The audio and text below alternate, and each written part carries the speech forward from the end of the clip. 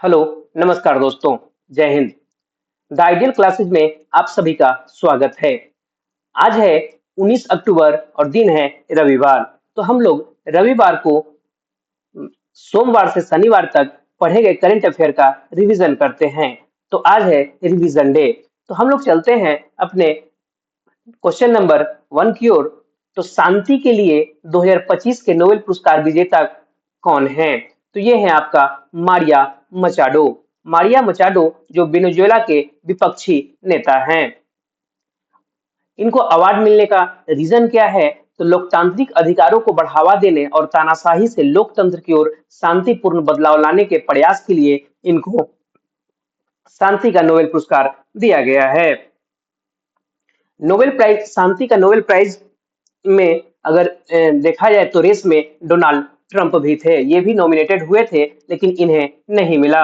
अगर पूर्णिमा देवी बर्मन की बात करें तो इन्हें 2 बार विटली गोल्ड अवार्ड से सम्मानित किया जा चुका है, यानी ये जीत चुकी है। कीर स्टारमर की बात करें तो इन्हें रिसेंटली लिविंग ब्रिज अवार्ड से सम्मानित किया गया है और ये यूके के पीएम हैं। भारत ने किस पड़ोसी देश में स्थित अपने तकनीकी मिशन को 4 वर्ष के बाद फिर से दूतावास का दर्जा देने की घोषणा की है? तो ये है अफगानिस्तान। विदेश मंत्री एस जयशंकर ने 10 अक्टूबर 2025 को कहा कि भारत काबुल स्थित, यानी काबुल जो है अफगानिस्तान की राजधानी है, काबुल स्थित अपने तकनीकी मिशन को फिर से दूतावास में बदल देगा। उन्होंने अफगानिस्तान में तालिबान प्रशासन के विदेश मंत्री अमीर खान मुताकी से मुलाकात के दौरान यह घोषणा की है। राजधानी काबुल, मुद्रा अफगान अफगानी। यूएनएससी से अनुमति के बाद अक्टूबर 2025 में भारत की यात्रा की उनका नाम था अमीर खान मुताकी। ऑपरेशन देवी शक्ति जो है अफगानिस्तान से भारतीयों को वापस लाने के लिए ऑपरेशन देवी शक्ति भारत सरकार के द्वारा चलाया गया था। पूर्वी अफगानिस्तान में आए भूकंप में कम से कम 812 लोग मारे गए और 2817 लोग घायल हुए हैं। अफगानिस्तान के छात्रों को 2025-26 के लिए भारत ने 1000 ई छात्रवृत्ति की पेशकश की है। अगर हम ऑप्शन की बात करें तो नेपाल नेपाल को अगर हम देखें तो यहाँ जेनजी प्रोटेस्ट के बाद यहाँ पर सत्ता परिवर्तन हुआ था। जेनजी प्रोटेस्ट यहाँ पे नेपाल में हुआ था और उसके बाद यहाँ पे सत्ता परिवर्तन हुआ था। तो आपको बताना है कि वहां पे जो प्रधानमंत्री बने हैं भारतीय मूल की बनी है, ठीक है, उनका नाम क्या है ये आप कमेंट बॉक्स में जरूर से जरूर बताएं। अगर हम बात करें बांग्लादेश की, तो फ्री ट्रांसशिपमेंट जो है सुविधा भारत और बांग्लादेश के बीच होता था, जो भारत ने इसको रद्द कर दिया है। अगर पाकिस्तान की बात करें तो ऑपरेशन सिंदूर अगर आप रिलेट करेंगे तो भारत पाकिस्तान के खिलाफ ये ऑपरेशन किया था। भारत यूके रक्षा समझौता 2025 के दौरान भारत ने सेना के लिए 350 मिलियन यानी लगभग 3700 करोड़ रुपए लागत की किस मिसाइल को खरीदने का फैसला किया है? तो हल्के बहुउद्देशीय मिसाइल यानी लाइट मल्टी रोल मिसाइल खरीदने का फैसला किया है।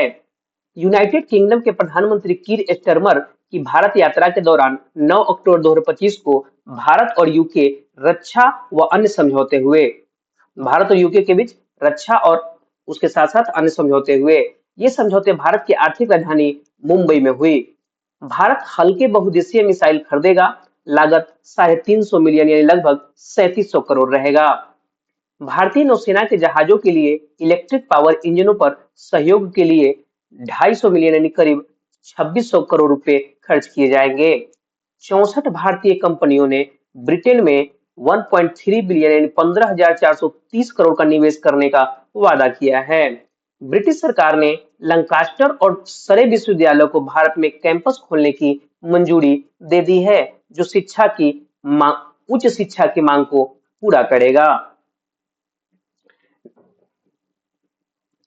अगर ऑप्शन की बात करें तो AK-203 असॉल्ट राइफल जो है इसकी डील रूस से पहले ही ऑलरेडी हो चुकी है। अगर हम ब्रह्मोस की बात करें तो यह भारत का स्वदेशी निर्मित मिसाइल है। यह भारत के ब्रह्मपुत्र और रूस के मॉस्कोवा नदी के नाम पे में इसका नाम रखा गया है। अगर हम राफेल की पहले अगर हम बात कर लेते हैं, अगर हम पहले राफेल की ही बात कर ले,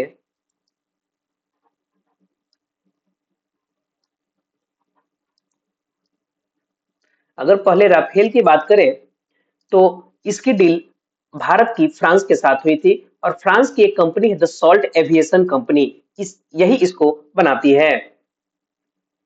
राफेल विमान जो है इंडियन एयरफोर्स के लिए लिया गया था। किसके लिए? इंडियन एयरफोर्स के लिए, जिसकी संख्या 36 थी। और अब हम राफेल एम की बात करें तो ये जो है इंडियन नेवी के लिए लिया गया था। किसके लिए? इंडियन नेवी के लिए, और इसकी संख्या जो है 26 है। ठीक है, अब हम नेक्स्ट क्वेश्चन पे चलें। तो भारत और रूस के बीच इंदिरा 2025 सैन्य अभ्यास किस राज्य में आयोजित किया गया? तो ये राजस्थान में। राजस्थान के बीकानेर स्थित महाजन फील्ड फायरिंग रेंज में भारत रूस संयुक्त सैन्य अभ्यास इंद्र 2025 की शुरुआत हुई। यह अभ्यास 6 से 15 अक्टूबर तक चलेगा और इसका उद्देश्य दोनों देशों की सेनाओं के बीच समन्वय को मजबूत करना तथा आधुनिक युद्ध परिदृश्यों और आतंकवाद विरोधी अभियानों में सहयोग को बढ़ावा देना है। अगर हम प्रमुख अभ्यास की बात करें तो स्लिनेक्स श्रीलंका और भारत के बीच नौसैनिक अभ्यास है। जुलाई स्टॉर्म जो है रूस इसको होस्ट करेगा। बोंगो सागर भारत और बांग्लादेश युद्ध अभ्यास, भारत और अमेरिका। इंद्र युद्ध अभ्यास भारत और रूस। सूर्य किरण भारत नेपाल। टेलिसमैन सेबर नामक सैन्य अभ्यास यूएसए और ऑस्ट्रेलिया। ब्राइट स्टार मिस्र और यूएसए। उल्ची फ्रीडम सेनाभ्यास यूएसए और दक्षिण कोरिया। गरुड़ भारत और फ्रांस। खान क्वेस्ट सेनाभ्यास मंगोलिया होस्ट करेगा।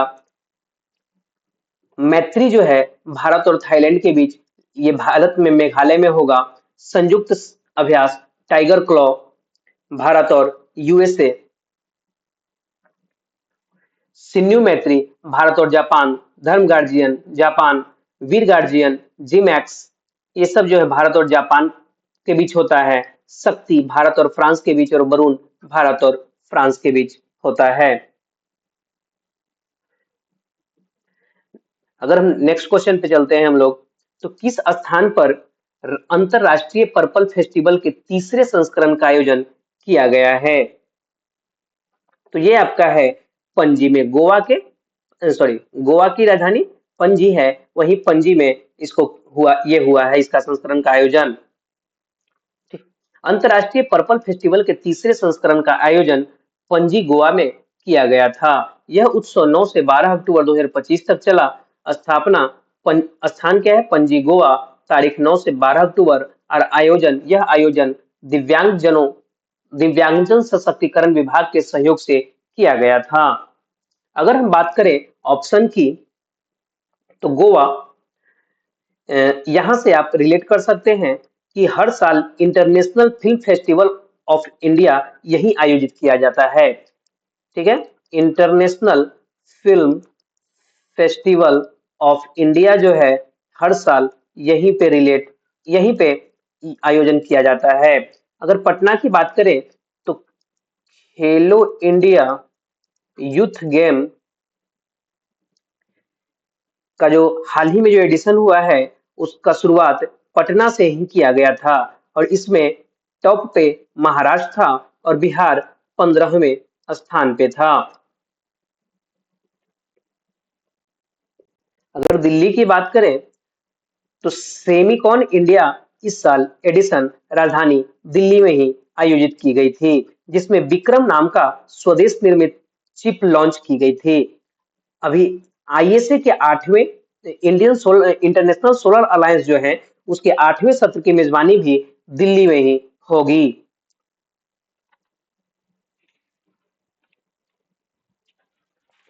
नेक्स्ट क्वेश्चन पे चलते हैं हम लोग।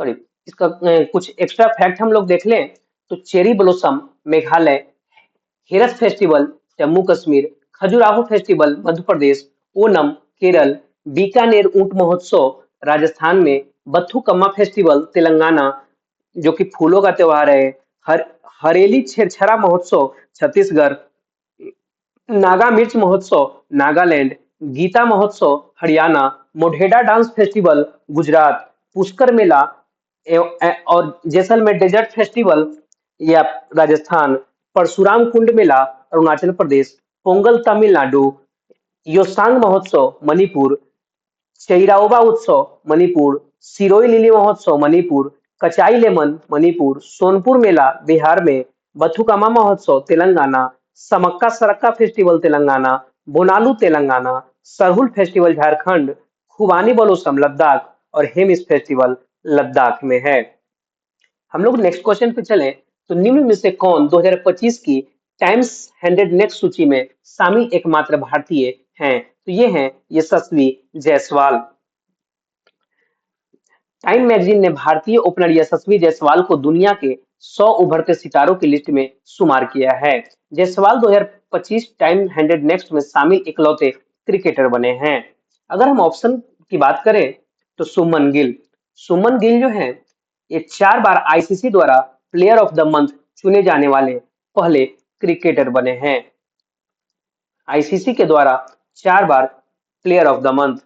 अगर हम आर अश्विन की बात करें तो ऑस्ट्रेलिया का जो बिग बैश जो होता है उसमें शामिल होने वाले पहले भारतीय आर अश्विन हैं। अगर अभिषेक शर्मा की बात करें तो व्यक्तिगत आईपीएल में सबसे ज्यादा रन बनाने वाले ये पहले खिलाड़ी हैं। किस राष्ट्रीय उद्यान में भारत की पहली चीता सफारी शुरू की गई है? यह है कूनो राष्ट्रीय उद्यान। मध्य प्रदेश के कूनो राष्ट्रीय उद्यान में अक्टूबर 2025 में भारत की पहली चीता सफारी शुरू हुई। यह प्रोजेक्ट चीता का हिस्सा है। किस प्रोजेक्ट का? प्रोजेक्ट चीता का हिस्सा है, जिसमें के तहत 2022-23 में अफ्रीकी चीतों को लाकर यहाँ बसाया गया। वर्तमान में यहाँ पे 16 चीते हैं। सफारी से होने वाले आय का उपयोग प्रबंधन, चिकित्सा, शिकार निगरानी और समुदायों के सहयोग में किया जाएगा। यह भारत में वन्य जीव संरक्षण का महत्वपूर्ण कदम है। अगर हम ऑप्शन की बात करें तो काजीरंगा राष्ट्रीय उद्यान जो कि कहाँ है? असम में है। ये किस लिए प्रसिद्ध है? तो एक सींग वाले गेंडे के लिए प्रसिद्ध है। अगर हम बांधवगढ़ राष्ट्रीय उद्यान की बात करें तो यह 32 पहाड़ियों से घिरा हुआ है। यह एमपी में है और चरण गंगा नदी इसके बीचों बीच होकर गुजरती है बांधवगढ़ राष्ट्रीय उद्यान के। अगर माधव राष्ट्रीय उद्यान की बात करें तो देश का 58वां टाइगर रिजर्व जो है, देश का 58वां टाइगर रिजर्व यही है माधव राष्ट्रीय उद्यान, जो कि मध्य प्रदेश में ही है। नेक्स्ट क्वेश्चन पे चलते हैं। तो भारतीय सेना द्वारा शत्रु ड्रोनों का वास्तविक समय में पता लगाकर उन्हें नष्ट करने के लिए कौन सी रक्षा प्रणाली लॉन्च की गई है? तो ये है सक्षम।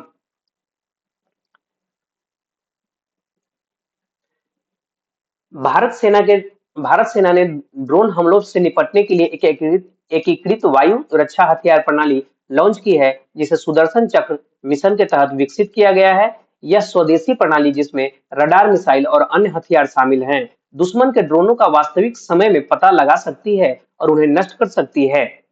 एकीकृत वायु रक्षा हथियार प्रणाली यह डीआरडीओ और इसरो द्वारा संयुक्त रूप से विकसित एक बहुस्तरीय वायु रक्षा प्रणाली है। अगर हम ऑप्शन देखें तो सूर्यांशु यह देश की पहली सोलर बोट है। सूर्यांशु जो है देश की पहली सोलर बोट है जो कि केरला के कोच्चि में लॉन्च की गई है। अगर आइरिस की बात करें तो यह भारत की पहली एआई टीचर है। भारत की पहली एआई टीचर जिसको कहाँ लॉन्च किया गया है? केरल के तिरुवनंतपुरम में इसको लॉन्च किया गया है। अगर विक्रम की बात करें तो पहला स्वदेशी निर्मित चिप है। और अगर एक और फैक्ट इसका हम देखें तो दुनिया की पहली वैदिक घड़ी का नाम विक्रम है, जो उज्जैन में स्थापित की गई है। नेक्स्ट क्वेश्चन पे चले तो कौन मिसेज यूनिवर्स का खिताब जीतने वाली पहली भारतीय बन गई हैं? तो ये है शेरी सिंह। भारत ने पहली बार मिसेज यूनिवर्स का क्राउन अपने नाम किया है और भारत की शेरी सिंह ने 48वां मिसेज यूनिवर्स पेजेंट कंपटीशन में क्राउन अपने नाम किया। इस कंपटीशन में दुनिया भर की 120 महिलाओं ने हिस्सा लिया था और इस कंपटीशन में इन्होंने सेंट पीटर्सबर्ग की कंपटीटर को हराया। किस देश ने गोबी रेगिस्तान में दुनिया का पहला सौर तापीय ऊर्जा संयंत्र शुरू किया है? तो ये है आपका चाइना। चीन ने गोबी रेगिस्तान में दुनिया का पहला सौर तापीय ऊर्जा संयंत्र शुरू किया है। यह संयंत्र दुनिया का पहला डुअल टावर सिंगल जनरेटर सौर तापीय बिजली संयंत्र है जो रात में भी बिजली उत्पन्न कर सकता है। संयंत्र में 20,000 से अधिक हेलियोस्टेट यानी दर्पण सूर्य के प्रकाश को एक रिसीवर पर केंद्रित करती है जिसमें ऊष्मा उत्पन्न होती है। इसका कार्यप्रणाली यह सीधे सूर्य के प्रकाश को बिजली में बदलने के बजाय सूर्य की गर्मी को ऊर्जा भंडारण के लिए पिघले हुए नमक में बदलता है जिससे रात में भी बिजली बनाया जा सकता है। इसका उद्देश्य है यह परियोजना चीन के कार्बन तटस्थ लक्ष्य 2060 तक प्राप्त करने की दिशा में एक महत्वपूर्ण कदम है। यानी 2060 तक इसको जीरो कार्बन प्राप्त करना है। उसी प्रकार भारत को 2070 तक जीरो कार्बन का लक्ष्य रखा गया है। जीरो कार्बन का लक्ष्य है भारत का।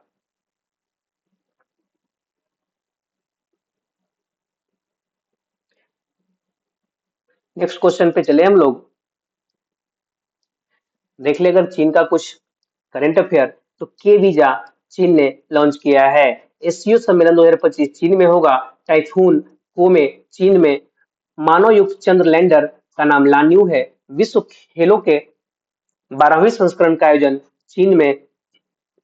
भारत ने आधिकारिक रूप से 5 वर्षों के अंतराल के बाद चीनी नागरिकों को पर्यटक वीजा जारी करना फिर से शुरू कर दिया है। प्राकृतिक आपदा की निगरानी के लिए झांग हेंग 1-02 नामक उपग्रह लॉन्च किया। चीन ने नए स्टील्थ फाइटर जेट जे-36 का अनावरण किया। चीन का मशहूर फैशन ब्रांड सीन 4 साल के बाद पाबंदी झेलने के बाद भारतीय बाजार में वापसी करने जा रहा है। चीन ने दुनिया का सबसे तेज रोबोट लॉन्च किया है। क्या सबसे तेज रोबोट लॉन्च किया है जिसका नाम स्टार वन है। क्या है स्टार वन। चीन ने वैज्ञानिक चीन ने दुनिया की पहली carbon fibre high speed train का अनावरण किया है। चीन ने विश्व स्तर पर एक अनोखी पहल करते हुए गैर बाइनरी आर्टिफिशियल इंटेलिजेंस चिप का बड़े पैमाने पर उपयोग शुरू कर दिया है। नेक्स्ट क्वेश्चन पे चलें तो हाल ही में अमेरिका और रूस के बीच न्यू स्टार्ट ट्रीटी को कितने समय तक बढ़ाया गया है? तो ये है आपका 1 वर्ष के लिए। अमेरिका और रूस के बीच न्यू स्टार्ट ट्रीटी को फरवरी 2026 में खत्म होने वाली मूल संधि की समाप्ति के बाद 1 साल के लिए बढ़ाया गया है।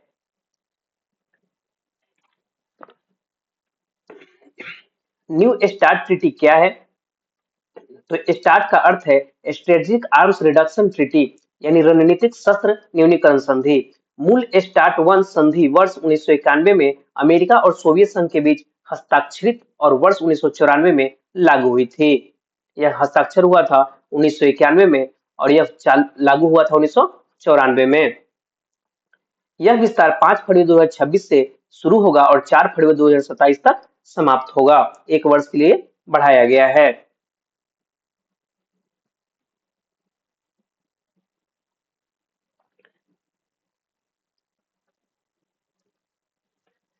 किस दिन अंतर्राष्ट्रीय बालिका दिवस मनाया जाता है? तो ये है आपका 11 अक्टूबर। इस दिन की स्थापना इस दिन की स्थापना संयुक्त राष्ट्र महासभा ने 19 दिसंबर 2011 को की थी। पहली बार इसे 2012 में मनाया गया और तब से यह वैश्विक स्तर पर महिला सशक्तिकरण का प्रतीक बन चुका है। अंतर्राष्ट्रीय बालिका दिवस की जड़ें 1995 के बीजिंग महिला सम्मेलन से जुड़ी हुई है। इस सम्मेलन में दुनिया भर की महिलाओं ने लड़कियों के अधिकारों के लिए आवाज उठाई। इसके बाद 2011 में संयुक्त राष्ट्र ने 11 अक्टूबर को इस दिन को आधिकारिक रूप से घोषित किया। इस साल की थीम लड़कियों का नेतृत्व और उनकी स्वतंत्र पहचान है यानी girls leadership and their independent identity.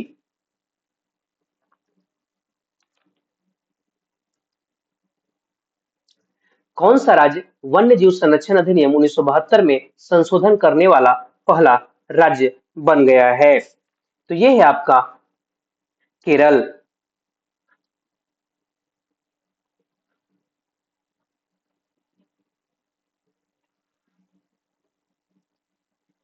Kerala वन्य जीव संरक्षण अधिनियम 1972 में संशोधन करने वाला पहला राज्य बन गया है। विधानसभा ने मानव पशु संघर्ष की बढ़ती घटनाओं को कम करने के उद्देश्य से यह संशोधन विधेयक पारित किया है। ठीक है, इसका उद्देश्य है कि इस संशोधन का मुख्य उद्देश्य राज्य में मानव और वन्य जीवों के बीच बढ़ते संघर्षों को संबोधित करना। ठीक है, ऐतिहासिक महत्व, केरल केंद्रीय वन्य जीव कानून में संशोधन करने वाला पहला राज्य बन गया। भारत में वन्य जीवों की सुरक्षा के लिए एक महत्वपूर्ण कानून है जो उनके आवासों के प्रबंधन और वन्य जीव उत्पादों के व्यापार को नियंत्रित करता है। 2022 में इसमें संशोधन किया गया जिसके तहत अनुसूचियों की संख्या 6 से घटाकर 4 कर दी गई है। अगर हम ऑप्शन की बात करें बिहार की, तो भारत में पहली बार डिजिटल वोटिंग करवाने वाला राज्य बना है। अगर उड़ीसा की बात करें हम, तो 24x7 चलने वाला अनाज एटीएम उड़ीसा में है। 24x7 चलने वाला अनाज एटीएम जो है उड़ीसा में लॉन्च किया गया है। एमपी की बात करें तो गौ अभ्यारण्य स्थापित करने वाला देश का पहला राज्य मध्य प्रदेश बना है।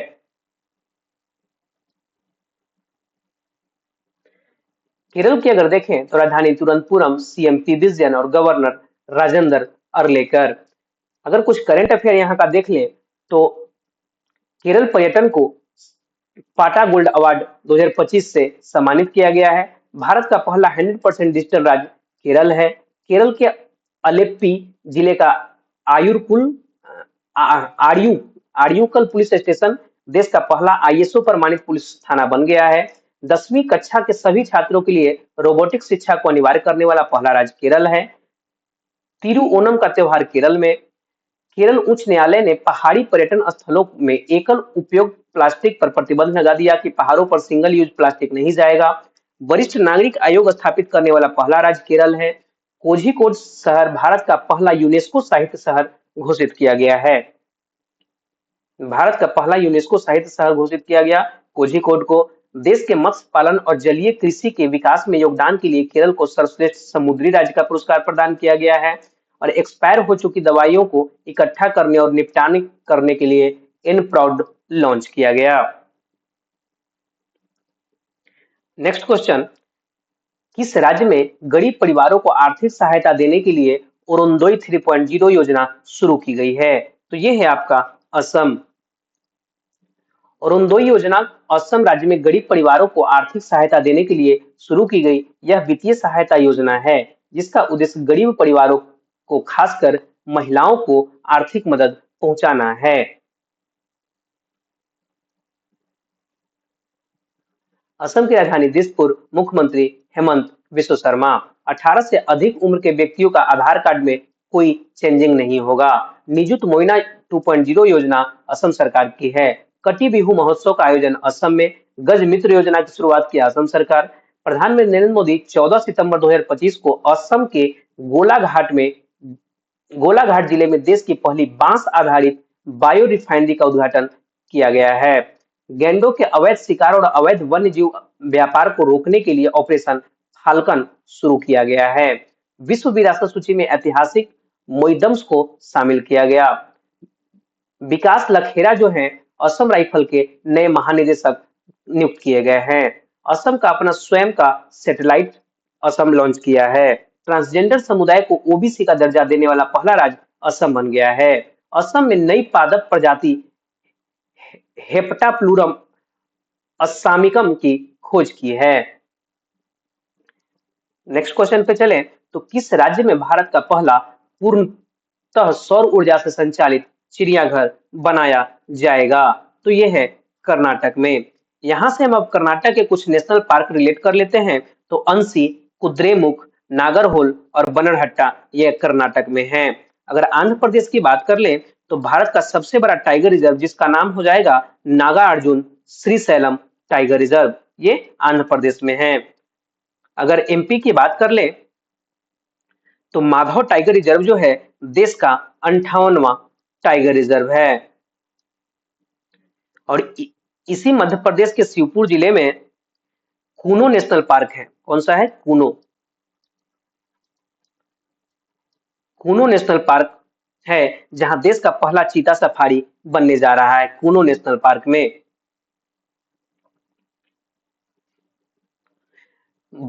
बनरघट्टा बायोलॉजिकल पार्क बेंगलुरु में एक खास उपलब्धि हासिल होने वाली है। यह भारत का पहला ऐसा चिड़ियाघर बनने जा रहा है जो पूरी तरह से सौर ऊर्जा पर चलेगा। इसका मतलब है कि अब इस पार्क में बिजली के लिए सूरज की रोशनी का यूज किया जाएगा। और बिहार की बात करें तो यहाँ पे वाल्मीकि नगर टाइगर रिजर्व आप रिलेट कर सकते हैं। नेक्स्ट क्वेश्चन पे अगर चले हम लोग तो निम्न में से किसने 17वें फिल्म फेयर अवार्ड में सर्वश्रेष्ठ फिल्म का अवार्ड जीता है? तो ये है लापता लेडीज। लापता लेडीज ने इस वर्ष की सबसे बड़ी विजेता फिल्म बनकर इतिहास रच दिया। इसे 13 अवार्ड्स मिले जिनमें सर्वश्रेष्ठ फिल्म और सर्वश्रेष्ठ निर्देशक किरण राव शामिल हैं। अभिषेक बच्चन को आई वांट टू टॉक और कार्तिक आर्यन को चंदू चैंपियन के लिए संयुक्त रूप से सर्वश्रेष्ठ अभिनेता का पुरस्कार मिला और आलिया भट्ट ने जिगरा में अपने दमदार अभिनय के लिए सर्वश्रेष्ठ अभिनेत्री का खिताब जीती है। आप याद रख सकते हैं कि इस साल का नेशनल फिल्म अवार्ड में बेस्ट एक्टर और बेस्ट एक्ट्रेस का खिताब कौन जीता है? तो बेस्ट एक्टर की अगर बात करें तो शाहरुख खान ये जवान मूवी के लिए और विक्रांत मेसी जो हैं ये 12th फेल के लिए। ठीक है, लेकिन वहीं पे अगर एक्ट्रेस की बात करें तो Rani Mukherjee Mrs Chatterjee versus Norway. Film का नाम है मिसेज चटर्जी वर्सेस नॉर्वे के लिए इनको ये अवार्ड दिया गया है बेस्ट एक्ट्रेस का। ये आप देख सकते हैं कि सर्वश्रेष्ठ फिल्म लापता लेडीज, निर्देशक में किरण राव फिल्म लापता लेडीज के हैं। सर्वश्रेष्ठ अभिनेता अभिषेक बच्चन और कार्तिक आर्यन, अभिषेक बच्चन को आई वांट टू टॉक के लिए और कार्तिक आर्यन को चंदू चैंपियन के लिए और सर्वश्रेष्ठ अभिनेत्री आलिया भट्ट फिल्म जिगरा के लिए दिया गया है। किस शहर में ग्लोबल फिनटेक फेस्ट 2025 आयोजित किया गया है? तो ये है आपका मुंबई। ग्लोबल फिनटेक फेस्ट इसका आयोजन मुंबई में जियो वर्ल्ड कन्वेंशन सेंटर में किया गया था। इसे payments council of India, national payments corporation of India और फिनटेक कन्वर्जेंस काउंसिल ने संयुक्त रूप से आयोजित किया है। इसका उद्देश्य फिनटेक में भारत की प्रगति को प्रदर्शित करना और इस क्षेत्र के प्रमुख हितधारकों को एक मंच पर लाना है। अगर हम पटना की बात करें तो 7वें नंबर का खेलो इंडिया यूथ गेम जो है का मेजबान शहर पटना था, यानी शुरुआत यहीं से हुई थी। टॉप में महाराष्ट्र था और बिहार 15वें स्थान पे था 36 पदक के साथ। शुभंकर था इसका गज सिंह। क्या था? गज सिंह इसका शुभंकर था। अगर हम कोच्चि की बात कर ले तो विश्व सागौन सम्मेलन फर्स्ट टाइम कोच्चि में किया गया है। अगर चेन्नई की बात करें तो पहली बार सी फूड कांग्रेस जो 2026 में आयोजित होगी चेन्नई में ही होने जा रही है। इवेंट अगर देख लें तो 8वां इंटरनेशनल सोलर अलायंस की बैठक दिल्ली में, ई गवर्नेंस पर 28वां राष्ट्रीय सम्मेलन 2025 विशाखापट्टनम, भारत अंतर्राष्ट्रीय चावल सम्मेलन नई दिल्ली, विश्व सागौन सम्मेलन 2025 कोच्चि केरल, 5वां तटरक्षक वैश्विक शिखर सम्मेलन 2027 चेन्नई तमिलनाडु, दूसरे बिमस्टेक बंदरगाह सम्मेलन का उद्घाटन विशाखापट्टनम आंध्र प्रदेश, वेब्स नामक दुनिया का सबसे बड़ा एंटरटेनमेंट सम्मेलन मुंबई महाराष्ट्र और Raisina dialogue 2025 New Delhi. Next question पे अगर हम लोग चले तो किस राज्य में पहली बार मरुस्थलीय मृदा निर्माण तकनीकी का उपयोग करके गेहूं की खेती की गई है? तो यह है आपका राजस्थान। मरुस्थलीय मृदा निर्माण तकनीकी का उपयोग करके पहली बार गेहूं की खेती राजस्थान में की गई है। यह प्रयोग पश्चिमी राजस्थान की शुष्क रेगिस्तानी भूमि में राजस्थान केंद्रीय विश्वविद्यालय के शोधकर्ताओं के द्वारा किया गया है, जहां उन्होंने रेतीली भूमि को उपजाऊ बनाने के लिए साइलिफिकेशन नामक तकनीक का उपयोग किया है। नेक्स्ट क्वेश्चन पे चलें। अगर राजस्थान के बारे में देखें तो राजधानी जयपुर, मुख्यमंत्री भजन लाल शर्मा, राज्यपाल हरिभाऊ बागड़े। राष्ट्रीय उद्यान को अगर देखें तो मुकुंदरा हिल्स राष्ट्रीय उद्यान मरुस्थल राष्ट्रीय उद्यान, केवलादेव घाना पक्षी अभयारण्य, रणथंभौर राष्ट्रीय उद्यान और सरिस्का राष्ट्रीय उद्यान जो कि राजस्थान में है। आवारा कुत्तों के प्रबंधन के दिशा निर्देश जारी करने वाला पहला भारतीय राज्य राजस्थान ही है। खैरथल तिजारा जिला का नाम बदलकर भर्तृहरि नगर घोषित किया। मनिका विश्वकर्मा ने मिस इंडिया यूनिवर्स का खिताब जीता। पंडित दीनदयाल उपाध्याय गरीबी मुक्त गांव योजना की शुरुआत राजस्थान ने किया। राज्य में दुर्लभ एल्बिनो सूरजमुखी गिलहरी को पहली बार देखा गया है राजस्थान में। प्लास्टिक कचरे से निपटने के लिए 1000 पंचायतों में बर्तन बैंक शुरू करने की घोषणा की गई। राजस्थान सरकार ने राज्य में स्कूली बच्चों को दुर्घटना बीमा प्रदान करने के लिए शिक्षा संजीवनी बीमा योजना शुरू की। और फरवरी 25 में राजस्थान में अजमेर शहर में ट्रांसजेंडर्स के पहले अखिल भारतीय सम्मेलन की मेजबानी की गई है। नेक्स्ट चले तो भारत में रोबोट की मदद से किडनी ट्रांसप्लांट करने वाला पहला सरकारी अस्पताल कौन बना है? तो ये है आपका दिल्ली एम्स। कौन है? दिल्ली एम्स। अगर ऋषिकेश एम्स की बात करें तो आपको याद हो तो हेलीकॉप्टर का सुविधा उपलब्ध कराने वाला पहला सरकारी हॉस्पिटल है। मेदांता भारत का सर्वश्रेष्ठ निजी हॉस्पिटल है। अगर कोकिलाबेन अस्पताल की बात करें तो यह अंबानी का हॉस्पिटल है जो कि मुंबई में है। किस राज्य सरकार ने मिलावटी और नकली दवाओं को रोकने के लिए औषधि निरीक्षकों को औषधि रसायनों के निरीक्षण का अधिकार दिया है? तो ये है आपका उत्तर प्रदेश। उत्तर प्रदेश सरकार ने मिलावटी और नकली दवाओं को रोकने के लिए औषधि निरीक्षकों को औषधि रसायनों के निरीक्षण का अधिकार दिया है। इसके तहत औषधि निरीक्षक यानी ड्रग इंस्पेक्टर जो है अब दवाओं और सिरप के निर्माण में उपयोग होने वाले रसायनों का निरीक्षण कर सकेंगे और यदि मिलावटी या नकली दवा पाई जाती है तो वे तुरंत एफआईआर दर्ज कराएंगे। ठीक है।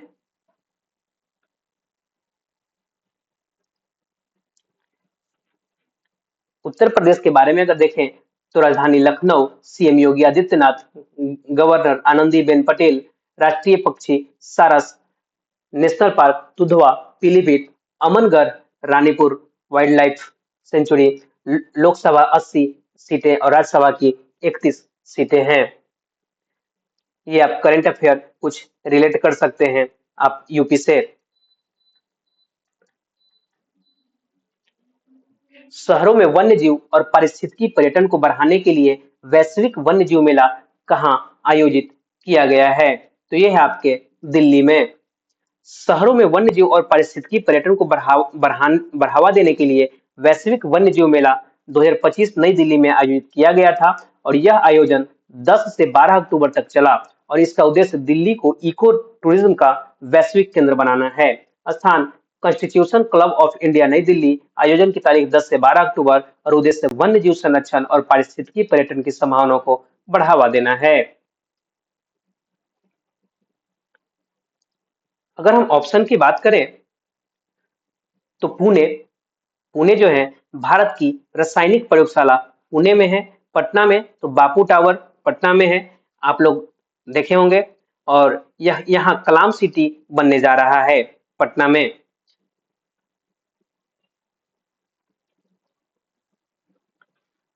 आप इसका करंट अफेयर देख सकते हैं कि राजीव वर्मा को हाल ही में दिल्ली का मुख्य सचिव नियुक्त किया गया है। सेमिकॉन इंडिया का आयोजन यहीं पे नई दिल्ली में हुआ था जिसमें पहली स्वदेशी निर्मित चिप नरेंद्र मोदी को अश्विनी वैष्णव ने सौंपा जिसका नाम विक्रम है। बैडमिंटन विश्व चैंपियनशिप का आयोजन दिल्ली में ही होगा। सतीश गोलचा जो है दिल्ली पुलिस का नए आयुक्त नियुक्त किए गए हैं। पूरी तरह से सौर ऊर्जा से संचालित होने वाला पहला विधानसभा दिल्ली का है। क्लाउड सीडिंग वहां पे मंजूरी दी गई है क्योंकि वहां पे एयर पोल्यूशन बहुत ज्यादा है। पहला ई वेस्ट इको पार्क नई दिल्ली में ही है। मात्र 27 दिनों में इस्तीफा देने के बाद अक्टूबर 2025 में पुनः फ्रांस के प्रधानमंत्री कौन बने? तो ये है सेबेस्टियन लोकोर्नो। 27 दिन के कार्यकाल के बाद 9 अक्टूबर को इस्तीफा दे दिया था। हालांकि 10 अक्टूबर 2025 को राष्ट्रपति इमैनुअल मैक्रोन ने सेबेस्टियन लोकोर्नो को फिर से प्रधानमंत्री नियुक्त किया। और 2022 में राष्ट्रपति इमैनुअल मैक्रोन के दोबारा चुने जाने के बाद वह छठे प्रधानमंत्री हैं, जबकि 13 महीने में वह 5वें पीएम हैं।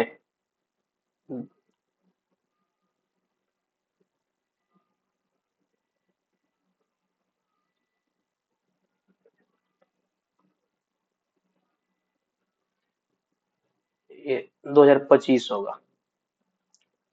ठीक है। फ्रांस के प्रधानमंत्री और राष्ट्रपति में अंतर क्या है? तो फ्रांस के राष्ट्रपति राष्ट्र का चेहरा, विदेश नीति और रक्षा का प्रमुख। फ्रांस का पीएम सरकार का चालक, संसद के प्रति जवाबदेह और आंतरिक नीति और प्रशासन का प्रमुख होता है। अगर इमैनुअल मैक्रोन की हम बात करें तो ये फ्रांस के राष्ट्रपति हैं। बेंजामिन नेतन्याहू इजराइल के पीएम हैं और कीर स्टारमर ये यूके के पीएम हैं। फ्रांस की राजधानी पेरिस, मुद्रा यूरो, राष्ट्रपति इमैनुअल मैक्रोन। आप करंट अफेयर कुछ देख सकते हैं कि फिलिस्तीन को मान्यता देने वाला पहला G7 देश फ्रांस ही है। ओलंपिक खेलों की मेजबानी 2024 की मेजबानी फ्रांस ही किया था। गर्भपात को मंजूरी देने वाला पहला देश बना फ्रांस। सफेद हाइड्रोजन की खोज फ्रांस में। कोलकाता अंतर्राष्ट्रीय फिल्म महोत्सव का 30वां संस्करण शुरू हुआ, जिसका थीम कंट्री जो है फ्रांस ही है आपका। प्रधानमंत्री नरेंद्र मोदी 10 से 11 फरवरी तक फ्रांस में आर्टिफिशियल इंटेलिजेंस एक्शन शिखर सम्मेलन में भाग लिया है। निम्नलिखित में से किसे इजराइल द्वारा अपने सर्वोच्च नागरिक सम्मान Israeli presidential medal of honour से सम्मानित करने की घोषणा की गई है? तो ये हैं डोनाल्ड ट्रंप। अमेरिकी राष्ट्रपति डोनाल्ड ट्रंप इजराइल और हमास के बीच शांति योजना को लागू करवाने के लिए यहूदी देश की यात्रा पर हैं। डोनाल्ड ट्रंप को इस यात्रा के दौरान इजराइल का सर्वोच्च नागरिक सम्मान Israeli presidential medal of honour प्रदान किया जाएगा। ठीक है।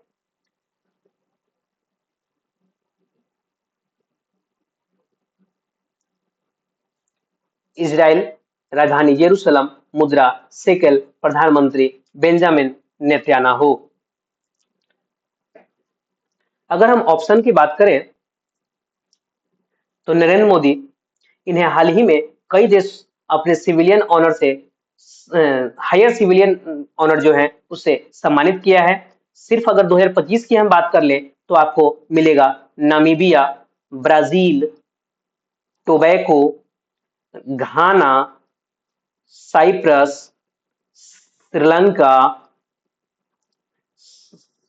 श्रीलंका, मॉरिशस, ये सभी ऐसे कंट्री हैं जो 2025 में अपने हायर सिविलियन ऑनर से नरेंद्र मोदी को सम्मानित किए हैं।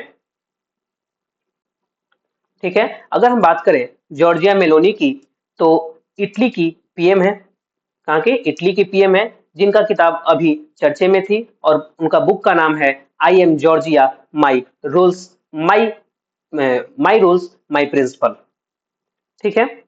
कीर स्टारमर की बात कर ले तो ये यूके के पीएम हैं। ठीक है। इसका करंट अफेयर आप देख सकते हैं। आयरन बीम यहाँ शुरू किया गया है।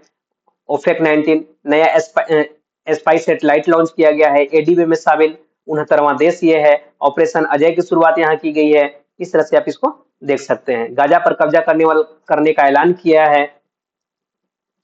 किस राज्य के 5 समुद्र तटों को अंतर्राष्ट्रीय ब्लू फ्लैग प्रमाणन दिया गया है? महाराष्ट्र। किसको? महाराष्ट्र को। महाराष्ट्र राज्य के 5 समुद्र तटों को अंतर्राष्ट्रीय ब्लू फ्लैग प्रमाणन मिला है। ये समुद्र तट है श्रीवर्धन ये रायगढ़ जिले में स्थित है। नागांव रायगढ़ जिले में ही स्थित है। परनाका पालघर जिले में है। गुहागर और लाडगर दोनों रत्नागिरी जिले में स्थित है। ये होता क्या है ब्लू फ्लैग प्रमाणन? तो ब्लू फ्लैग एक अंतरराष्ट्रीय स्तर का प्रमाण है, जिसे डेनमार्क की संस्था फाउंडेशन फॉर इन्वायरमेंटल एजुकेशन द्वारा दिया जाता है। इसमें कुल 33 प्रकार के मानक हैं। अगर उस पे जो खरे उतरते हैं उनको यह दिया जाता है। महाराष्ट्र की राजधानी मुंबई, मुख्यमंत्री देवेंद्र फडणवीस। कुछ करंट अफेयर अगर रिलेट करें तो गणेश उत्सव को राज्य उत्सव घोषित कर दिया। सुप्रीम कोर्ट ने महाराष्ट्र के हिल स्टेशन माथेरान में हाथ रिक्शा को अमानवीय बताकर उसे बंद कर दिया और ई रिक्शा चलाने की आदेश दिया है। पशुपालन और मुर्गी पालन को कृषि का दर्जा दिया गया। भारत का पहला अंडर वाटर म्यूजियम महाराष्ट्र में। देश की पहली एआई यूनिवर्सिटी यहीं पे है। पिंक ई रिक्शा योजना की शुरुआत की गई है वहां पे। भारत में जीडीपी में सबसे अधिक योगदान देने वाला राज्य बन गया है और गाय को राजमाता की उपाधि देने वाला पहला राज्य बन गया है। हाल ही में अमेरिका के साथ किस देश ने प्लूटोनियम समझौते से हटने की घोषणा की है? तो यह है रूस। ठीक है, रूस ने संयुक्त राज्य अमेरिका के साथ प्लूटोनियम समझौते से हटने की घोषणा की है। यह समझौता 2000 में दोनों देशों के बीच किया गया था, जिसके तहत 34 टन हथियार ग्रेड प्लूटोनियम को नष्ट करने के लिए सहमत हुए थे। समझौते से हटने का कारण रूस ने अपने हटने का कारण रूसी विरोधी कदम बताया है। समझौते का उद्देश्य यह समझौता शीत युद्ध के दौरान जमा किए गए हथियार ग्रेड प्लूटोनियम के निपटान के लिए था। समझौता का महत्व अमेरिकी अधिकारों के अनुसार इस समझौते के तहत निपटाया जाने वाला प्लूटोनियम 17,000 से अधिक परमाणु हथियार बनाने के लिए पर्याप्त था। रूस की राजधानी मॉस्को, मुद्रा रूबल, राष्ट्रपति व्लादिमीर पुतिन। अगर यहाँ की करंट अफेयर देख लें तो प्रतिष्ठित मिग 21 विमान जो है ये रूस से ही लिया गया था, जो कि भारत तब इसको रिटायर कर चुका है। शुक्र ग्रह के लिए वेरेरा डी मिशन रूस ने ही शुरू किया है। भारतीय कामगारों के लिए 10 लाख नौकरियों का अवसर रूस दिया। Exercise between India and Russia Indra और एविया इंद्र। भारत रूस समझौता S-400 जिसका नाम बदल के अब सुदर्शन कर दिया गया है। AK-203 असॉल्ट राइफल भारत और रूस के बीच इसका डील हो चुका है ऑलरेडी। भारत और रूस के बीच एयर डिफेंस सिस्टम को लेकर समझौता हुआ है। रूस 2025 में मुफ्त mRNA कैंसर वैक्सीन लॉन्च करेगा। रूस ने काला सागर में तेल रिसाव के कारण संघीय आपातकाल की घोषणा की है। अंतर्राष्ट्रीय प्रकृति संरक्षण संघ IUCN का नवीनतम सदस्य कौन बन गया है? तो ये है आपका अर्मेनिया। अर्मेनिया अक्टूबर 25 में IUCN का सबसे नया सदस्य बना है। यह घोषणा अबू धाबी में IUCN विश्व संरक्षण कांग्रेस के दौरान हुई, जिससे अर्मेनिया की जैव विविधता संरक्षण और सतत विकास में बढ़ती भूमिका उजागर होती है। यूरोप और एशिया संगम पर स्थित अर्मेनिया में दुर्लभ प्रजातियां जैसे कॉक्सियन तेंदुआ, बेजोर बकरी और केवल केवल झील सेवन में मिलने वाली सेवन ट्राउट पाई जाती है। IUCN यानी international union for conservation of nature यानी अंतर्राष्ट्रीय प्रकृति संरक्षण संघ की स्थापना 5 अक्टूबर 1948 को फोंटेनब्लू फ्रांस में हुई थी। राजधानी येरेवन, मुद्रा अर्मेनियाई ड्राम, आधिकारिक भाषा अर्मेनियाई और महाद्वीप किस महाद्वीप में पड़ता है? एशिया में। प्रधानमंत्री निकोल पासिनियान। अगर इसका मुख्यालय की बात करें तो ग्लैंड स्विट्जरलैंड में पड़ता है।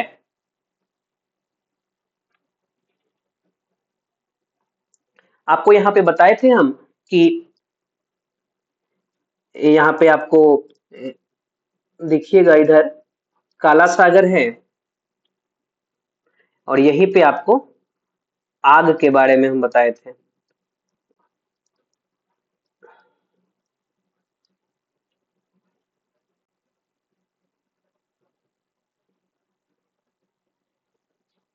ठीक है,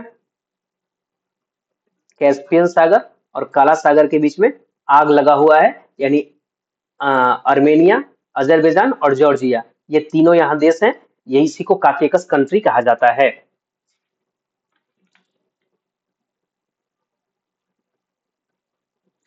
किसे केंद्रीय स्वास्थ्य मंत्रालय द्वारा भारत की पहली मानसिक स्वास्थ्य राजदूत नियुक्त किया गया है? ठीक है, तो ये है दीपिका पादुकोण। अगर हम पीछे वाले क्वेश्चन का थोड़ा सा ऑप्शन अगर हम देख लें तो स्वीडन, यदि हम बात करें स्वीडन की तो नाटो, नाटो का नाम आपने सुना है। ठीक है, नॉर्थ अटलांटिक ट्रीटी ऑर्गेनाइजेशन में शामिल होने वाला सबसे नया सदस्य यही है, जो कि 32 नंबर का है। ठीक है, हालांकि भारत इसका हिस्सा नहीं है नाटो का। अगर इंडोनेशिया की हम बात कर ले तो यह ब्रिक्स का 10वां सदस्य है। ब्रिक्स का 10वां सदस्य है। ठीक, भारत इसका हिस्सा है ब्रिक्स का। इजराइल की बात करें तो एडीबी, एशियन डेवलपमेंट बैंक, इसका 69वां क्रम का सदस्य जो है इजराइल है। ठीक है, और भारत भी इसका सदस्य है। इसका राइट आंसर दीपिका पादुकोण है। केंद्रीय स्वास्थ्य एवं परिवार कल्याण मंत्रालय द्वारा एक्ट्रेस को पहली मानसिक स्वास्थ्य राजदूत, मेंटल हेल्थ एम्बेसडर नियुक्त किया गया है। इस नियुक्ति का उद्देश्य भारत की मानसिक स्वास्थ्य सहायता प्रणाली को मजबूत करना और स्वास्थ्य के बारे में खुली बातचीत को बढ़ावा देना है। हाल ही में मेंटल हेल्थ अवेयरनेस डे मनाया गया है, जो कि 10 अक्टूबर को मनाया जाता है। Mental health awareness day. ठीक है,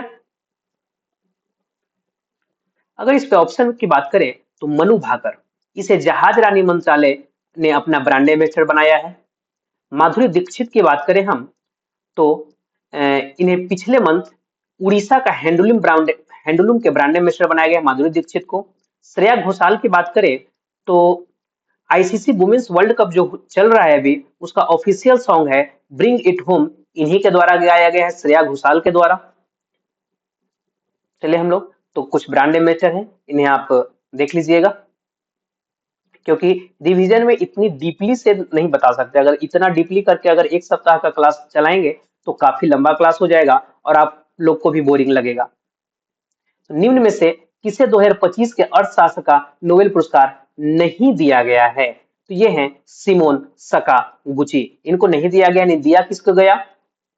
तो Peter Howitt, Philippe Aghion, Joel Mokyr, ये लोग को दिया गया है।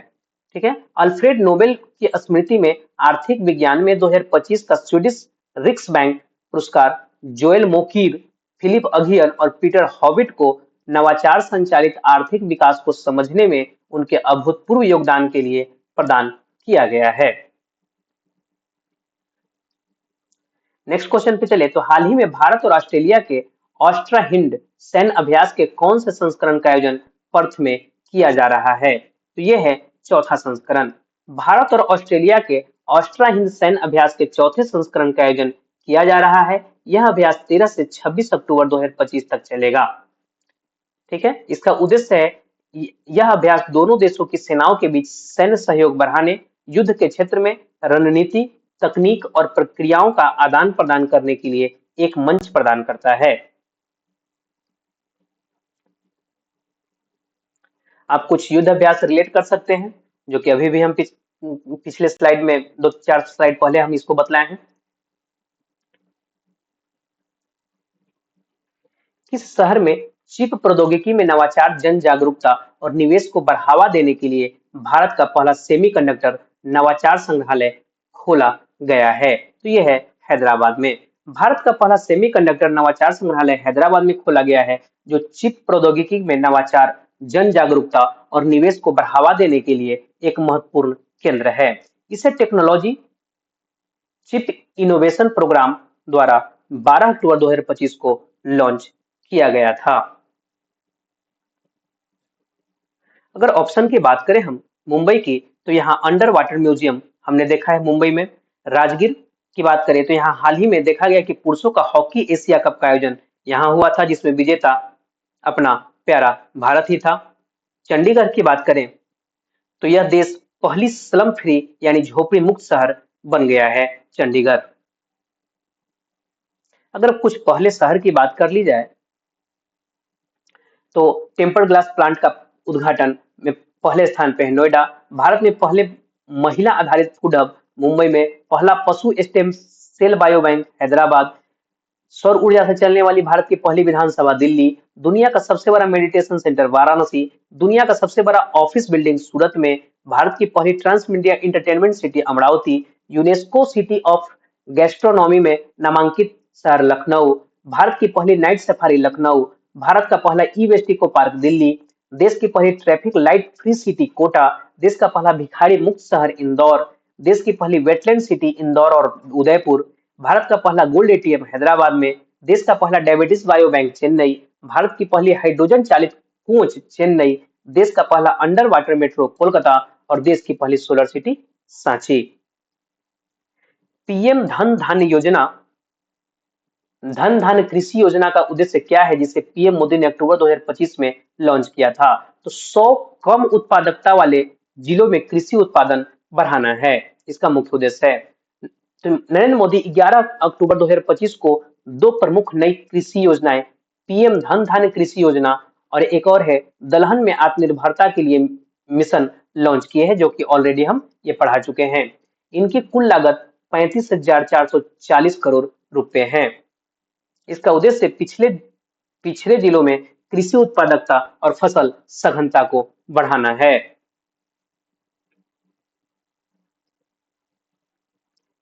राष्ट्रीय उद्यानों में नवाचार के लिए आईयूसीएन अंतर्राष्ट्रीय प्राकृतिक संरक्षण संघ पुरस्कार जीतने वाले पहले भारतीय कौन बने हैं? ये हैं सोनाली घोष।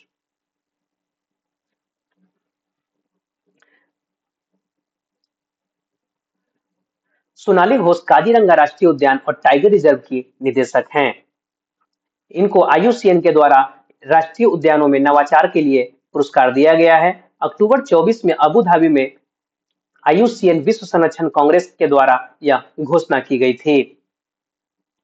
इसकी उपलब्धि है उनके नेतृत्व में एक सिंह वाले गैंडों की आबादी 2018 में 2613 से बढ़कर 2022 में 3802 हो गई है। किनके नेतृत्व में? तो सोनाली घोष के नेतृत्व में। आईयूसीएन की बात करें तो इसकी स्थापना 5 अक्टूबर 1948 को फ्रांस के फॉन्टेनब्लेउ में हुई थी और इसका मुख्यालय जो है ग्लैंड स्विट्जरलैंड में है। अगर ऑप्शन की बात कर लें तो पूर्णिमा देवी बर्मन, इन्हें विटली गोल्ड अवार्ड से सम्मानित किया गया है। बानू मुश्ताक की बात करें तो इंटरनेशनल बुकर अवार्ड जीतने वाली पहली भारतीय बानू मुश्ताक है। इनका बुक है हार्ट लैम्प के लिए इनको मिला है। सुहानी शाह की बात करें तो मैजिक क्रिएटर अवार्ड जीतने वाली पहली भारतीय सुहानी शाह है। पहले भारतीय की अगर करंट अफेयर का बात कर ले तो बिना हाथ वाली भारत पहली वर्ल्ड पैरा आर्चरी चैंपियन शीतल देवी है। जूनियर विश्व रैंकिंग में शीर्ष पर पहुंचने वाले पहले भारतीय जूडो खिलाड़ी हिमांशी टोकस हैं। मेडिसन मेडिसन स्क्वायर में परफॉर्म करने वाले पहले भारतीय हिंदी आर्टिस्ट कौन बन गए? जाकिर खान। विश्व खेलों में वुशु में भारत के लिए पदक जीतने वाला पहला भारतीय बन गया नम्रता बत्रा। एशियन सर्किंग चैंपियनशिप में पदक जीतने वाले पहले भारतीय बने रमेश बुधियाल। फीडे महिला शतरंज विश्व कप जीतने वाली पहली भारतीय महिला कौन बनी? Divya Deshmukh. Polygram magic skill award जीतने वाले पहले भारतीय खिलाड़ी बन गए Deepika Kumari. Time 100 creators list में शामिल होने वाली पहली भारतीय बनी है Prajakta Koli. Best magic creator award जीतने वाले पहले भारतीय बने सुहानी शाह। क्रिकेट के तीनों फॉर्मेट में शतक लगाने वाले पहले भारतीय महिला क्रिकेटर बन गई Smriti Mandhana. US open BWF world tour खिताब जीतने वाले पहले भारतीय बन गए आयुष शेट्टी। अंतर्राष्ट्रीय अंतरिक्ष स्टेशन पर पहुंचने वाले पहले भारतीय बन गए शुभांशु शुक्ला। भारत की सबसे कम उम्र की फीडे रेटेड फीमेल शतरंज खिलाड़ी बनी आरिनी लोहाटी। और पुरुष की 100 मीटर दौड़ 10.2 सेकंड से कम समय में पूरी करने वाले पहले भारतीय अनिमेश कुजूर हैं। अक्टूबर 2025 में भारत के किस पड़ोसी देश के साथ सीमा संघर्ष में 58 पाकिस्तानी सैनिक मारे गए हैं? तो ये हैं अफगानिस्तान के। अफगानिस्तान और पाकिस्तान के बीच सीमा विवाद हुई। 11 अक्टूबर की रात अफगानिस्तान और पाकिस्तान के बीच अंतर्राष्ट्रीय सीमा विवाद डुरंड रेखा पर दोनों देशों की सेनाओं के बीच गोलीबारी हुई। यह हमला पाकिस्तान द्वारा काबुल पर 3 दिन पहले किए गए कथित हवाई हमलों का बदला था और यह तनाव तहरीके तालिबान पाकिस्तानी जैसे समूहों की गतिविधि से जुड़ा है, जिन पर पाकिस्तान अफगानिस्तान में पनाह लेने का आरोप लगाता है। अफगानिस्तान की राजधानी काबुल। मुद्रा अफगानी। अफगानिस्तान और पाकिस्तान के बीच सीमा विवाद किस विवादित ब्रिटिश रेखा को लेकर है, जहां दोनों के बीच खूनी संघर्ष हुआ है? तो यह है आपका डुरंड रेखा। डुरंड रेखा डुरंड रेखा अफगानिस्तान और पाकिस्तान के बीच 2640 किलोमीटर लंबी सीमा रेखा है, जिसे 1893 में 132 साल पहले ब्रिटिश भारत के विदेश सचिव सर मॉर्टिमर डुरंड ने अफगानिस्तान के अमीर अब्दुल रहमान खान के साथ एक समझौते के तहत खींचा था। यह रेखा पश्तून और बलूच जनजातियों को विभाजित करता है, जो ऐतिहासिक रूप से एक ही सांस्कृतिक और जातीय समूह है, जो अफगानिस्तान इस रेखा को मान्यता नहीं देता है। अगर कुछ इंटरनेशनल लाइन को देख लें तो red Cliff Bharat Pakistan, McMahon Bharat चीन, हिंडनबर्ग जर्मनी पोलैंड, मैगिन और जर्मनी फ्रांस, मेन रहीम रेखा रूस और फिनलैंड, 38वीं समानांतर उत्तर कोरिया दक्षिण कोरिया, 44वीं समानांतर यूएसए कनाडा और डुरंड रेखा पाकिस्तान और अफगानिस्तान के बीच है। जेएनजी के प्रदर्शन से हिंद महासागर के किस देश के राष्ट्रपति को विदेश भागना पड़ा और सेना ने सत्ता पर कब्जा कर लिया है? तो ये है आपका मेडागास्कर। मेडागास्कर के राष्ट्रपति को अपना जान बचाकर अपने देश से भागना पड़ा और वहां पे सेना ने सत्ता हासिल कर लिया है। मेडागास्कर के राष्ट्रपति जो हैं एनरी राजोइलिना, राजधानी एंटानानारिवो, मुद्रा मालागासी एरियर और आबादी 3.19 करोड़ है। अगर ऑप्शन की बात कर लें तो मालदीव की बात करें तो इसके साथ भारत ने मनी स्वैप फ्रेमवर्क पर समझौता किया है मालदीव के साथ। अगर मॉरिशस की बात कर ले हम तो भारत की जन औषधि पहल में शामिल होने वाला पहला देश बन गया है। अगर सेशंस की बात कर लें तो यहाँ इंडियन ओशियन का यह सेशंस जो है इंडियन ओशियन का पार्ट है। यह अफ्रीका महाद्वीप के अंतर्गत आता है और इसका डिस्कस हम आगे करने जा रहे हैं। सेशंस के नए राष्ट्रपति का नाम बताइए जो अक्टूबर 2025 में चुने गए हैं। तो ये हैं पैट्रिक हार्मनी।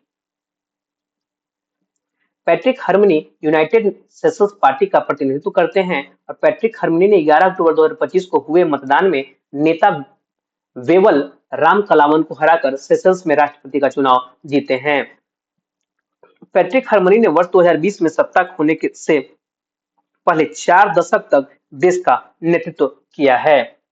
राजधानी विक्टोरिया, मुद्रा सेशंस रुपया, भाषा फ्रेंच सेशंस क्रियोल और अंग्रेजी, आबादी लगभग 1 लाख कितना 1,32,779 है। अगर ऑप्शन की बात करें तो इमैनुअल मैक्रोन ये फ्रांस के राष्ट्रपति हैं। जॉर्जिया मेलोनी जो हैं ये जॉर्जिया मेलोनी इटली के पीएम हैं। अनुराग दिसानायके श्रीलंका के राष्ट्रपति हैं। अगर हालिया अपॉइंटेड राष्ट्रपति की बात कर ले तो आप इसको देख सकते हैं कि अल्जीरिया के राष्ट्रपति अब्देल मजीद तेबोने, अमेरिका के डोनाल्ड ट्रंप हैं, 47वें नंबर के हैं। मेक्सिको के क्लाउडिया सिनबाम हैं। लिथुआनिया के राष्ट्रपति गितानस नौसेदा हैं। क्रोएशिया के राष्ट्रपति जोरान मिलानोविक है। आइसलैंड के राष्ट्रपति हल्ला टॉम्सडॉटिर है। यूक्रेन के राष्ट्रपति व्लादिमीर जेलेंस्की हैं। सिंगापुर के राष्ट्रपति थर्मन सनमुगरत्नम हैं। नामीबिया के राष्ट्रपति नेटुम्बो नंदी नदैतवा हैं। श्रीलंका के राष्ट्रपति अनुरा कुमारा दिसानायके हैं। पाकिस्तान के राष्ट्रपति आसिफ अली जरदारी हैं।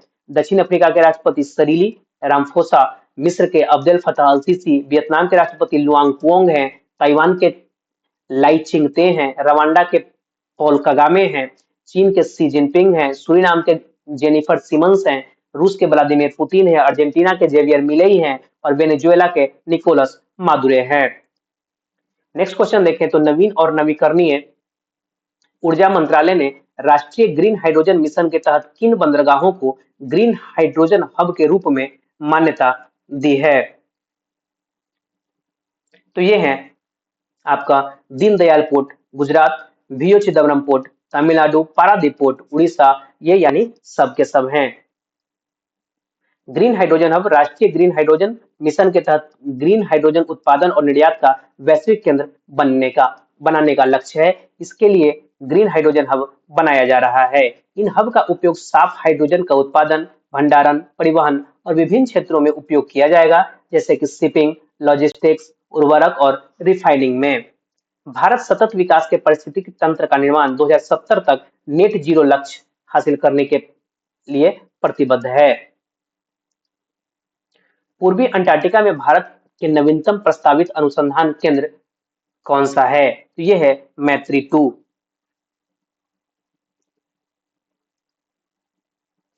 आप देख सकते हैं कि वित्त मंत्रालय ने अंटार्कटिका में भारत के नए अनुसंधान केंद्र मैत्री 2 की स्थापना की सैद्धांतिक मंजूरी दे दी है। मैत्री 2 जनवरी 2029 तक चालू हो जाएगा और इसमें 90 वैज्ञानिक रह सकेंगे। 1989 में आपको मै मौजूदा मैत्री स्टेशन जो है 1989 में इसको स्थापित किया गया था, जो कि वह पुराना हो चुका है, इसलिए नए केंद्र की आवश्यकता है। 1989 में स्थापित भारत का दूसरा अस्थायी केंद्र है और पूर्वी अंटार्कटिका में सिरमार्कर ओएसिस में स्थित है। भारतीय जो है 2012 में स्थापित किया गया था। यह भारत का तीसरा और सबसे आधुनिक केंद्र है और भारत का पहला केंद्र जो है दक्षिण गंगोत्री था, जो अब निष्क्रिय हो चुका है। नेक्स्ट क्वेश्चन पे चलें तो हाल ही में किसने एक साल में 1000 रन बनाकर इतिहास रचा और महिला वनडे विश्व कप में 5000 आंकड़ा पार किया है? तो ये है स्मृति मंधाना। भारतीय उप कप्तान स्मृति मंधाना रविवार 12 अक्टूबर 2025 को विशाखापट्टनम में ऑस्ट्रेलिया के खिलाफ भारत के हाई प्रोफाइल महिला विश्व कप का ग्रुप मैच के दौरान एक कैलेंडर वर्ष में 1000 रन बनाने वाली महिला वनडे क्रिकेट की पहली खिलाड़ी बनी है। 29 वर्षीय इस 29 वर्षीय इस सलामी बल्लेबाज ने महिला वनडे क्रिकेट में 5000 रन भी पूरे किए और मिताली राज के बाद यह उपलब्धि हासिल करने वाले केवल पांचवी और दूसरी भारतीय बल्लेबाज बनी हैं।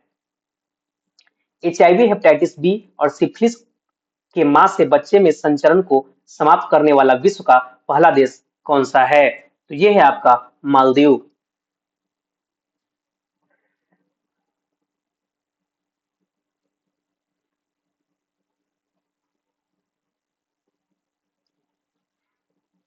ऐतिहासिक सार्वजनिक स्वास्थ्य उपलब्धि के रूप में मालदीव एचआईवी, हेपेटाइटिस बी और सिफिलिस के मां से बच्चे में संचरण का त्रिगुण उन्मूलन प्राप्त करने वाला दुनिया का पहला देश बन गया है।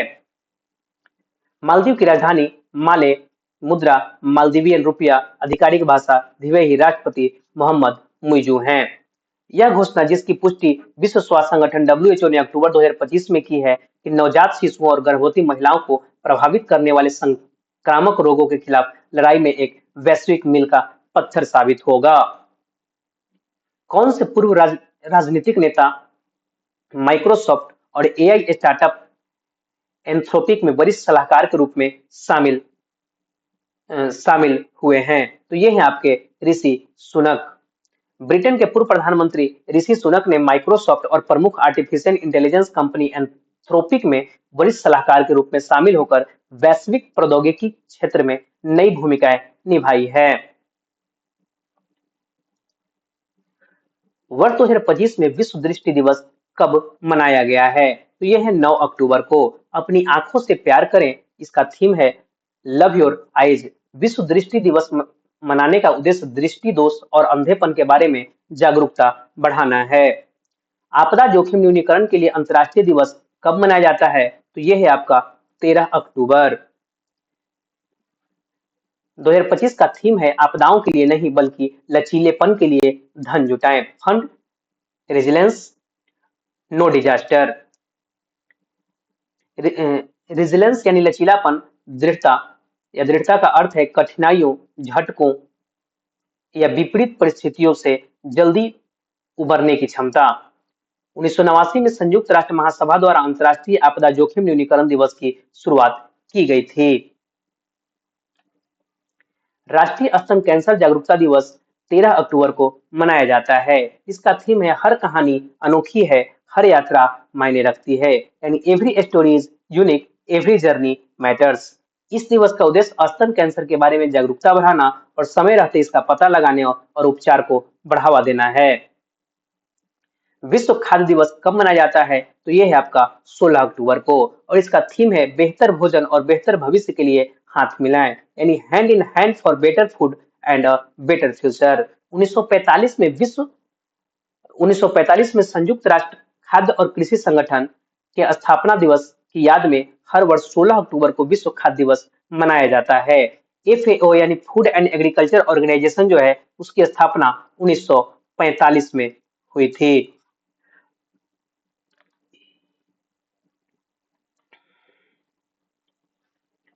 नेक्स्ट क्वेश्चन पे चलते हैं हम लोग। कुछ अक्टूबर का इंपॉर्टेंट डेट देख लें तो 1 अक्टूबर विश्व अंतर्राष्ट्रीय वरिष्ठ नागरिक दिवस, 2 अक्टूबर गांधी जयंती लाल बहादुर शास्त्री दिवस, 4 अक्टूबर को विश्व पशु संरक्षण दिवस, 6 अक्टूबर के पहले सप्ताह में विश्व पर्यावरण दिवस, भारतीय वायुसेना दिवस, 8 अक्टूबर विश्व मानसिक स्वास्थ्य दिवस, 10 अक्टूबर विश्व डाक दिवस, 9 अक्टूबर अंतर्राष्ट्रीय बालिका दिवस, 11 अक्टूबर आपदा जोखिम न्यूनीकरण के लिए अंतर्राष्ट्रीय दिवस, 13 अक्टूबर और विश्व खाद्य दिवस 16 अक्टूबर को मनाया जाता है।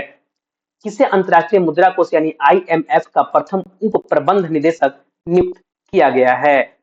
तो ये है डैन कार्ज। अगर अजय बंगा की बात करें तो ये वर्ल्ड बैंक के अध्यक्ष हैं। क्रिस्टीना जॉर्जिवा की बात करें तो ये आईएमएफ के एमडी हैं। गीता गोपीनाथ की बात करें तो ये आईएमएफ की डिप्टी एमडी थी, जो कि अपना पद से इस्तीफा दे चुकी हैं। डीबीएस बैंक किस देश से संबंधित है, जिसे ग्लोबल फाइनेंस द्वारा एशिया का सबसे सुरक्षित बैंक घोषित किया गया है? ये है सिंगापुर का। इसका अगर फुल फॉर्म हम डीबीएस की बात करें तो डेवलपमेंट बैंक ऑफ सिंगापुर होता है। डीबीएस बैंक सिंगापुर से संबंधित है, जिसे ग्लोबल फाइनेंस द्वारा एशिया का सबसे सुरक्षित बैंक घोषित किया गया है। यह लगातार 17वें वर्ष है जब डीबीएस को यह सम्मान मिला है। यह एक बहुराष्ट्रीय बैंकिंग और वित्तीय सेवा कंपनी है जिसका मुख्यालय सिंगापुर में है। यह विश्व के 50 सबसे सुरक्षित वाणिज्यिक बैंकों की सूची में भी दूसरे स्थान पर है। स्थापना 16 जुलाई 1968 को, मुख्यालय सिंगापुर और अध्यक्ष पीटर सिंह हैं। निम्न में से किसे भारतीय वाणिज्य एवं उद्योग महासंघ का अध्यक्ष नियुक्त किया गया है? तो यह है अनंत गोयनका। अनंत गोयनका को 25-26 के लिए फिक्की का नवनिर्वाचित अध्यक्ष नियुक्त किया गया है और वह आरपीजी समूह के उपाध्यक्ष हैं। और 2024-25 के लिए हर्षवर्धन अग्रवाल, जो वर्तमान के अध्यक्ष हैं, का स्थान ये लेंगे। फिक्की के संस्थापक है घनश्याम दास बिरला, मुख्यालय नई दिल्ली और स्थापना 1927 में हुआ। हर्षवर्धन अग्रवाल का तो ये स्थान लेंगे ही अनंत गोयनका। अगर बात करें आर वेंकटरमनी की तो ये भारत के अटॉर्नी जनरल हैं जिनका कार्यकाल बढ़ाया गया है। किस शहर में अडानी और गूगल द्वारा भारत का सबसे बड़ा एआई डेटा हब बनाया जाएगा? तो ये विशाखापट्टनम में। अगर जामनगर में बात करें तो रिलायंस इंडस्ट्रीज जो है यहाँ पे दुनिया का सबसे बड़ा डेटा सेंटर बनाने जा रहा है। पटना की बात करें तो पटना में आप रिलेट कर सकते हैं कि अब्दुल कलाम साइंस सिटी यहाँ पे बनने जा रहा है। गोलाघाट की अगर बात करें तो यहाँ असम के गोलाघाट में हाइड्रोजन हब की आधारशिला रखा गया है। और विशाखापट्टनम से एक और आप फैक्ट रिलेट कर सकते हैं कि 21 जून को इंटरनेशनल योगा डे मनाया जाता है, जो कि 2025 का जो योगा डे हुआ था वो यहीं पे हुआ था। विशाखापट्टनम ही होस्ट किया था उसको। अडानी इंटरप्राइजेज ने गूगल के साथ मिलकर विशाखापट्टनम में भारत का सबसे बड़ा एआई डाटा सेंटर बनाने की घोषणा की है। इस परियोजना में 15 अरब डॉलर का निवेश होगा, जिससे कंप्यूटिंग क्षमता बढ़ेगी और एआई क्षमताओं में सुधार होगा। गूगल की स्थापना 4 सितंबर 1998, मुख्यालय कैलिफोर्निया, अमेरिका और सीईओ सुंदर पिचाई हैं। भारत में सबसे ज्यादा यूपीआई ट्रांजैक्शन करने वाला राज्य बन गया है ये आपका तेलंगाना। यूपीआई लेनदेन में सबसे अधिक उपयोग तीव्रता वाला राज्य तेलंगाना है, जबकि महाराष्ट्र कुल लेनदेन की संख्या में पहले स्थान पर है।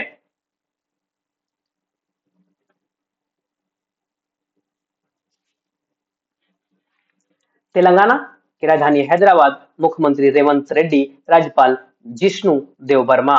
तेलंगाना का आप कुछ करंट अफेयर फैक्ट देख सकते हैं कि बथुकम्मा त्योहार तेलंगाना में मनाया जाता है। दुनिया का सबसे बड़ा 3D प्रिंटेड मंदिर यहीं पे है। मिस वर्ल्ड सौंदर्य प्रतियोगिता का बस 72वां संस्करण तेलंगाना में ही हुआ है। तेलंगाना को तपेदिक परीक्षण में अपने उत्कृष्ट प्रदर्शन के लिए मान्यता मिली है। तेलंगाना के राज्यपाल जिष्णु देव वर्मा ने दुनिया के पहले ऊर्जा संचरण उद्यान बाबूजी वनम का उद्घाटन किया और इंदिरा सूरागिरी जला विकास योजना की यहाँ शुरुआत की गई है। समक्का समक्का सरलमा जतारा जो महोत्सव जो है यहीं पे मनाया जाता है। हाल ही में जारी रिपोर्ट के अनुसार वर्ष 2023-24 में भारतीय महिला कार्यबल की भागीदारी बढ़कर कितनी हो गई है? तो ये आपका 42% हो चुका है। भारत में महिला कार्यबल भागीदारी दर में उल्लेखनीय वृद्धि देखी गई है। 2017-18 में ये 23% थी, जो कि 23-24 में बढ़कर 42% हो गई है। और इसका श्रम मंत्री कौन है? डॉक्टर मनसुख मंडाविया। हाल ही में जारी की गई हेनले पासपोर्ट इंडेक्स 2025 में भारत को कौन सा स्थान प्राप्त हुआ है? तो ये है 85, जो कि पिछले साल ये 80 था। हेनले पासपोर्ट इंडेक्स लिस्ट जारी हेनले पासपोर्ट इंडेक्स 2025 में भारत का पासपोर्ट 85वें स्थान पे आ गया है, जो पिछले साल 80वें स्थान पे था। अब भारतीय पासपोर्ट धारक 57 देशों में बिना वीजा के यात्रा कर सकते हैं। सिंगापुर 193 देशों में वीजा मुक्त पहुंच के साथ पहले स्थान पे है। अफगानिस्तान का पासपोर्ट सबसे कमजोर है, जिसके नागरिक केवल 24 देशों में बिना वीजा यात्रा कर सकते हैं। ये आपके कुछ इंडेक्स का रैंक है, जिसको आप देख लीजिएगा। हाल ही में 16वें वित्त आयोग का कार्यकाल कब तक बढ़ाया गया है? तो ये 30 नवंबर 2025 तक बढ़ाया गया है। सरकार ने 16वें वित्त आयोग का कार्यकाल 1 महीने बढ़ाकर 30 नवंबर तक कर दिया है। अर्थशास्त्री अरविंद परगड़िया के अध्यक्षता वाले 16वें वित्त आयोग को शुरू में 1 अप्रैल 2026 तक से शुरू होने वाली 5 वर्ष की अवधि के लिए 31 अक्टूबर 2025 तक अपनी रिपोर्ट प्रस्तुत करनी थी, परंतु ये 1 महीने के लिए इसको बढ़ा दिया गया है। पंकज धीर का 68 वर्ष की आयु में निधन हो गया। वे कौन थे? वे एक अभिनेता थे। महाभारत में कर्ण की भूमिका निभाने वाले जाने माने अभिनेता पंकज धीर, जिनकी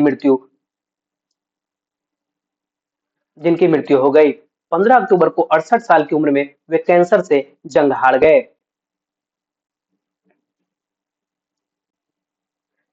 कुछ ये लोगों का निधन हुआ है, उनका डाटा आप देख सकते हैं। किस शहर में टेक भारत और गूगल क्लाउड इंडिया ने पब्लिक गुड के लिए भारत का पहला artificial intelligence centre of excellence excellence launch किया है? तो ये है आपका विशाखापट्टनम। भारत अब दुनिया के तकनीक नक्शे पर एक और बड़ी छलांग लगाने जा रहा है। गूगल ने ऐलान किया है कि वह दुनिया का सबसे बड़ा artificial intelligence data centre hub Bharat में बनाएगा। इसके लिए आंध्र प्रदेश के विशाखापट्टनम को चुना गया है, जो तेजी से उभरता हुआ टेक शहर है। यह प्रोजेक्ट न केवल गूगल के लिए बल्कि भारत के डिजिटल भविष्य के लिए भी ऐतिहासिक कदम माना जा रहा है। अगर हैदराबाद की हम बात करें, तो ये मूसी नदी के किनारे बसा हुआ है और देश का पहला डॉग पार्क यहीं पे स्थापित हुआ है। उसके अलावा अगर देखा जाए तो देश का पहला गोल्ड एटीएम भी यहीं पे आपको मिलेगा। बेंगलोर की बात कर ले हम लोग, तो भारत का दूसरा सबसे बड़ा क्रिकेट स्टेडियम बेंगलोर में बनने जा रहा है। सूरत देखें तो दुनिया का सबसे बड़ा ऑफिशियल बिल्डिंग सूरत गुजरात में है। आप कुछ एक्स्ट्रा फैक्ट दे सकते हैं। किस शहर में एशिया की सबसे बड़ी रेलवे प्रदर्शनी का आयोजन किया गया है? तो ये है आपका नई दिल्ली। रेल मंत्री अश्विनी वैष्णव ने भारत मंडपम में एशिया की सबसे बड़ी रेलवे प्रदर्शनी 2025 का आयोजन किया है। आयोजन का मुख्य उद्देश्य रेलवे क्षेत्र में नवाचार, आधुनिकीकरण और आत्मनिर्भरता को प्रोत्साहित करना है।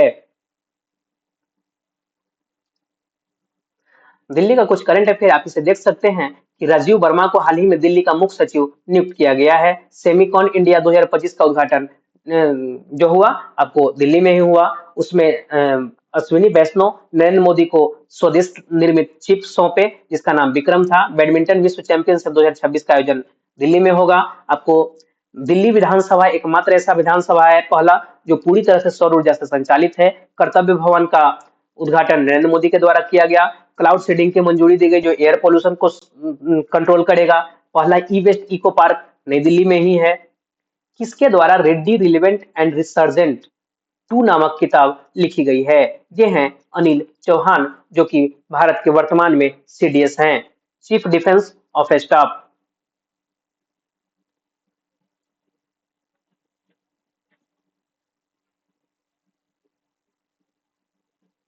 आप कुछ प्रमुख पुस्तक भी देख सकते हैं। Different but no less Anupam Kher, mother Mary comes to me Arundhati Roy, time shelter Georgi Gospodinov, Kairos Jenny Erpenbeck, heart lamp Banu Mushtaq, जिन्हें इंटरनेशनल बुकर अवार्ड से सम्मानित किया गया 2025 में।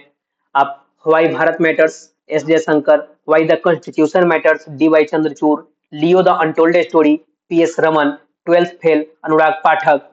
इस तरह से आप इसको रिलेट कर सकते हैं। नेक्स्ट क्वेश्चन अगर हम लोग देखें तो 15 अक्टूबर 2025 को भारत के पूर्व राष्ट्रपति डॉक्टर एपीजे अब्दुल कलाम जी की कौन सी जयंती मनाई गई है? तो ये है आपका 94वां। हर साल 15 अक्टूबर को भारत डॉक्टर एपीजे अब्दुल कलाम हर साल भारत जो है डॉक्टर अब्दुल पाकिर जैनुलाब्दीन कलाम को श्रद्धांजलि देता है, जिन्हें भारत के मिसाइल मैन और जनता के राष्ट्रपति के रूप में याद किया जाता है। इनका जन्म 1931 में तमिलनाडु के रामेश्वरम में हुआ था। डॉक्टर कलाम की साधारण शुरुआत से लेकर भारत के 11वें राष्ट्रपति यानी 2002 से 2007 तक का इनका जो राष्ट्रपति का कार्यकाल था, बनने तक की यात्रा शिक्षा, दृढ़ संकल्प और दूरदर्शिता की शक्ति का प्रतीक है।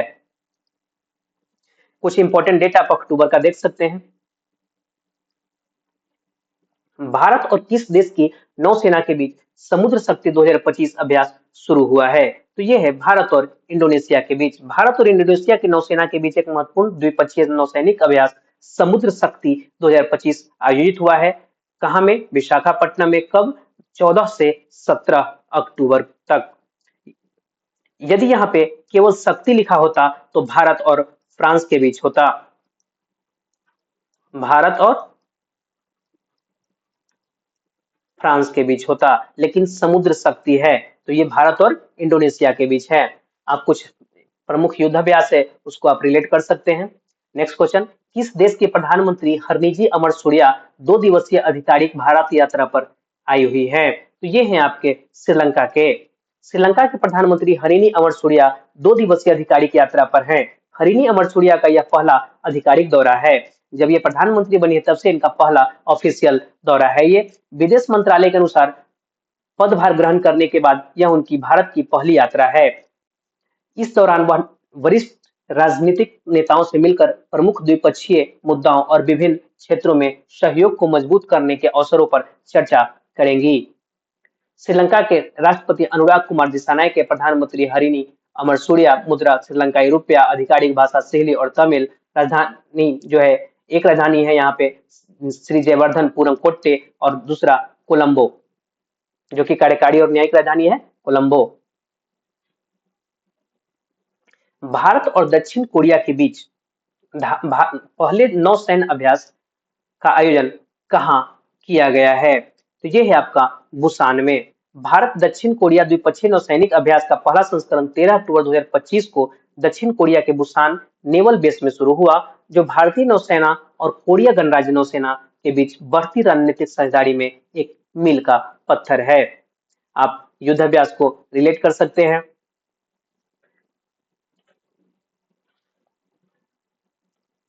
अगर ऑप्शन की बात कर लें विशाखापट्टनम में, तो 21 जून को इंटरनेशनल योगा डे होस्ट किया था इस बार। दिल्ली तो सेमिकॉन इंडिया 2025 होस्ट किया दिल्ली। कोच्चि की बात करें तो विश्व सागौन सम्मेलन की मेजबानी पहली बार भारत में कोच्चि किया है। 8000 मीटर से अधिक ऊंचाई वाली दुनिया की 9 चोटियों पर चढ़ने वाले पहले भारतीय कौन बने? तो ये हैं भरत हमनिनी। ये 7 ये हैं और ये आपका एक ये है माउंट चो ओयू। ये सब पे ये चढ़े हैं, सभी 8000 मीटर से ऊपर है।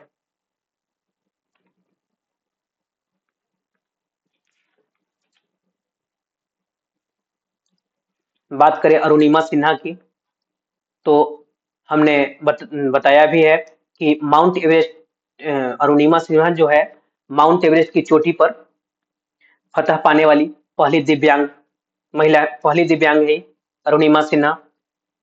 अगर हम बात करें विश्वनाथ कार्तिकेय की, तो हमने देखा है कि माउंट किलिमंजारो पर हाल ही में इन्होंने फतह किया है और दुनिया की 7 चोटियों पर विजय पाने वाले सबसे कम उम्र के भारतीय ये हैं, मात्र 16 वर्ष के। अगर प्रियंका मोहिते की बात करें तो 8000 मीटर से ऊंची चोटियों 8000 मीटर से ऊंची 5 चोटियों पर चढ़ने वाले पहले भारतीय ये हैं Priyanka Mohite. Human rights council के लिए भारत को हाल ही में कितने वर्ष के लिए चुना गया है? तो 3 वर्ष के लिए, 2026 से 2028 तक इनको चुना गया है। यूएनएचआरसी में 47 सदस्य हैं जिनका चुनाव संयुक्त राष्ट्र महासभा करती है। भारत पहले इससे 6 बार चुने जा चुके हैं, ये 7वां बार भारत को चुना गया है। यूएनएचआरसी की स्थापना 15 मार्च 2006 को और इसका हेड जो है वर्तमान समय में जुर्ग लाउबर है। कौन है जुर्ग लाउबर? हिंदुस्तान शिपयार्ड को हाल ही में कौन सा दर्जा प्रदान किया गया है? तो इन्हें मिनी रत्न का दर्जा दिया गया है। हिंदुस्तान शिपयार्ड लिमिटेड को हाल ही में मिनी रत्न का दर्जा प्रदान किया गया है। यह दर्जा 14 अक्टूबर 2025 को दिया गया था और यह शिपयार्ड वित्तीय पुनरुद्धार और परिचालन उत्कृष्टता की यात्रा में एक महत्वपूर्ण उपलब्धि है। संदर्भ: मिनी रत्न का दर्जा हिंदुस्तान शिपयार्ड लिमिटेड को अधिक वित्तीय और परिचालन स्वायत्तता प्रदान करता है। इसका महत्व है, यह दर्जा भारत के समुद्री और रक्षा क्षेत्रों में हिंदुस्तान शिपयार्ड लिमिटेड के बढ़ते योगदान को मान्यता देता है। इसकी स्थापना 1941 में की गई थी।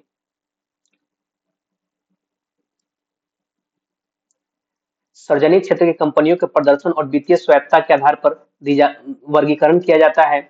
इसमें जो 5,000 करोड़ तक का निवेश करता है वो आपको महारत्न कंपनियां रहती है। 1,000 करोड़ तक करती है तो नवरत्न कंपनियां, और 500 करोड़ तक या अपनी कुल संपत्ति के बराबर निवेश करती है तो ये मिनी रत्न कंपनियां रहती है। कंसर्न वर्ल्ड लाइफ और वेल्थ हैंगर हिल्फ के वैश्विक भूख सूचकांक 2025 में भारत का कौन सा स्थान प्राप्त हुआ? तो 102वां स्थान है। रैंक 102वां, कुल देश 123 थे और स्कोर है भारत की 25.8। और किस श्रेणी में? तो श्रेणी गंभीर है। वैश्विक स्तर पर 5 स्कोर से कम वाले शीर्ष 5 देश Armenia, Belarus, Bosnia Herzegovina, Bulgaria, Chile और चीन है। वहीं अंतिम स्थान पर 123वां देश सोमालिया है। ये आपको इंडेक्स है, आप देख सकते हैं। जेंडर गैप रिपोर्ट इंडेक्स में भारत 121 स्थान पे है, टॉप पे आइसलैंड है। वैश्विक शांति सूचकांक भारत 115 स्थान पे है, टॉप पे आइसलैंड है। आपको वैश्विक डिजिटल नोमैड रिपोर्ट 2025 में भारत 38वें स्थान पे, टॉप पे स्पेन है। हेनले पासपोर्ट इंडेक्स भारत 85वें स्थान पे, टॉप पे है सिंगापुर। ग्लोबल इनोवेशन इंडेक्स में भारत 38वें स्थान पे है, स्विट्जरलैंड टॉप पे है। Global life work balance index 2025 में भारत 42वें स्थान पे, स्विट्जरलैंड टॉप पे है। विश्व स्पर्धात्मक रैंकिंग भारत 41वें स्थान पे, स्विट्जरलैंड टॉप पे है। इस तरह से आप इसको देखकर याद कर सकते हैं, स्क्रीनशॉट भी ले सकते हैं आप। किस दिन अंतर्राष्ट्रीय गरीबी उन्मूलन मनाया जाता है? अंतर्राष्ट्रीय गरीबी उन्मूलन 17 अक्टूबर को, हर वर्ष 17 अक्टूबर को संयुक्त राष्ट्र द्वारा अंतर्राष्ट्रीय गरीबी उन्मूलन दिवस विश्व भर में मनाया जाता है। वर्ष 25 में इस दिवस की थीम थी परिवारों के प्रति सम्मान और प्रभावी समर्थन सुनिश्चित कर सामाजिक और संस्थागत दुर्व्यवहार का अंत करना, यानी ending social and institutional abuse by ensuring respect and effective support for families. प्रधानमंत्री नरेंद्र मोदी ने नागालैंड के किस जिले में एकीकृत एक्वा पार्क की आधारशिला रखी, जो नागालैंड का पहला एक्वा पार्क है? ये है मोकोकचंग में। कहाँ है? मोकोकचंग। प्रधानमंत्री नरेंद्र मोदी ने अक्टूबर 2025 के वर्चुअली यानी ऑनलाइन माध्यम से नागालैंड के मोकोकचुंग जिले में एकीकृत एक्वा पार्क की आधारशिला रखी। यह मत्स्य संपदा योजना के तहत है। ये पार्क मत्स्य पालन से संबंधित विकास गतिविधियों का केंद्र बनेगा और इसका फोकस मछली और बीज उत्पादन पर रहेगा। यह नागालैंड के मत्स्य पालन क्षेत्र में बड़ा बदलाव लाने में मदद करेगा। नागालैंड की राजधानी कोहिमा, राज्यपाल अजय कुमार भल्ला अतिरिक्त कार्यभार में हैं। मुख्यमंत्री नेफ्यू रियो। अंटार्कटिका में भारत के चौथे रिसर्च सेंटर का नाम बताएं जिन्हें केंद्र सरकार ने मंजूरी दी है। ये है मैत्री-2। आइसी वाइल्डरनेस मतलब बर्फीला और वीरान इलाका जहां कोई चहल पहल नहीं हो। यह जनवरी 2029 तक निर्मित और तैयार हो जाने पर मैत्री-2 जो है बर्फीले महाद्वीपीय पर भारत का चौथा रिसर्च सेंटर बन जाएगा।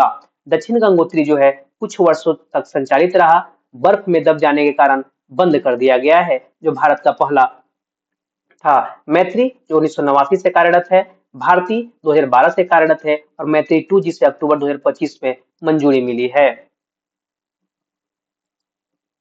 आईसीसी द्वारा सितंबर 2025 का प्लेयर ऑफ द मंथ किसे चुना गया? मेल में अभिषेक शर्मा और फीमेल में स्मृति मंधाना। आईसीसी ने भारतीय टी20 टीम के सलामी बल्लेबाज अभिषेक शर्मा और भारतीय महिला टीम की सलामी बल्लेबाज स्मृति मंधाना को सितंबर महीने के लिए सर्वश्रेष्ठ खिलाड़ी के सम्मान से नवाजा है। आईसीसी की स्थापना 1909, मुख्यालय दुबई, अध्यक्ष जैसा। ये आप कुछ करंट अफेयर हैं क्रिकेट से संबंधित, तो उसको आप रिलेट कर सकते हैं कि महिला विश्व कप 2025 के लिए आईसीसी ने विल टू विन अभियान शुरू किया है। महिला क्रिकेट को वैश्विक मंच पर और ऊंचाई देने की दिशा में एक बड़ा कदम उठाते हुए अंतर्राष्ट्रीय क्रिकेट परिषद ने आईसीसी ने गूगल के साथ एक रणनीतिक साझेदारी की घोषणा की है। दक्षिण अफ्रीका ने ऑस्ट्रेलिया को हराकर ऐतिहासिक आईसीसी विश्व टेस्ट चैंपियनशिप जीती है। आईसीसी हॉल ऑफ फेम में शामिल होने वाले 11वें भारतीय खिलाड़ी महेंद्र सिंह धोनी बन गए। ICC champions trophy 2025 winner India है। भारतीय क्रिकेट टीम के पूर्व कप्तान सौरव गांगुली फिर से आईसीसी पुरुष टीम समिति के अध्यक्ष चुन लिए गए हैं। स्वदेशी काउंटर मानव रहित हवाई प्रणाली ग्रिड का नाम बताएं, इसकी खरीद भारतीय सेना ने शुरू की है। तो इसका नाम है आपका सक्षम। क्या है? सक्षम।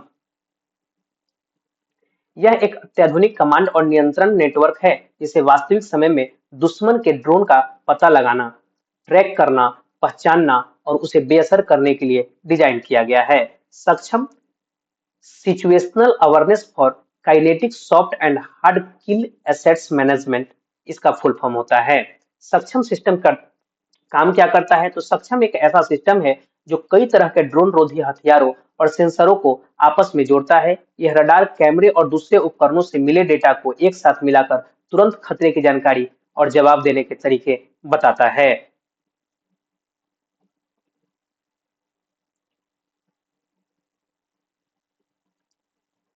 अगर ऑप्शन की बात कर लें तो आइरिस, तो अभी हमने पीछे बतलाया था कि आइरिस जो है पहला एआई टीचर हैं। ठीक है। सूर्यांशु जो है सोलर बोट हैं। और आप विक्रम की बात करें तो स्वदेश निर्मित ये चिप है। किस देश में विश्व स्वास्थ्य संगठन हर्बल औषधियों के लिए अंतर्राष्ट्रीय नियामक सहयोग की 16वीं वार्षिक बैठक आयोजित की गई? तो ये है आपका इंडोनेशिया में। विश्व स्वास्थ्य संगठन और अंतर्राष्ट्रीय जड़ी बूटी चिकित्सा नियामक सहयोग की 16वीं वार्षिक बैठक 14 से 16 अक्टूबर 2025 तक जकार्ता यानी इंडोनेशिया में आयोजित की जा रही है। अगर हम ऑप्शन की बात करें ब्राजील की, तो ब्रिक्स समिट 2025 ब्राजील ही होस्ट करेगा और कॉप 30 जो है यही होस्ट होगा ब्राजील में ही। थाईलैंड की बात करें तो बैंकॉक में बीमस्टेक का छठा समिट होगा। अगर चीन की बात करें तो एससीओ का सम्मेलन जो है 2025 में चीन में ही होगा। इंडोनेशिया की राजधानी जकार्ता। इंडोनेशिया की मुद्रा इंडोनेशियाई रुपया। राष्ट्रपति प्रोबोव सुबियांतो और आधिकारिक भाषा इंडोनेशियाई है। धन्यवाद। इस तरह से हम लोग का आज का रिवीजन क्लास समाप्त होता है। आपको ये वीडियो अच्छा लगे तो इसे लाइक करें, चैनल को सब्सक्राइब करें और इसे अधिक से अधिक शेयर करें। देखिए, इसमें हम थोड़ा सा फास्ट पढ़ाते हैं क्योंकि अगर हम धीरे धीरे और पहले हम डेली जिस तरह से पढ़ाते हैं पूरा विश्लेषण करके विस्तार में, तो उस तरह से पढ़ाएंगे तो ये 2-3 घंटे का वीडियो बन जाएगा जो कि आप देखिएगा भी नहीं, तो बेकार ही हो जाएगा मेहनत। तो इसलिए इसको हम थोड़ा सा फास्ट पढ़ाते हैं कि आपका सिर्फ रिवीजन करना है। टोटल पढ़ा हुआ तो है ही, आपको सिर्फ ये रिवीजन करना है। तो इस तरह से हम इस वीडियो को बनाते हैं। धन्यवाद।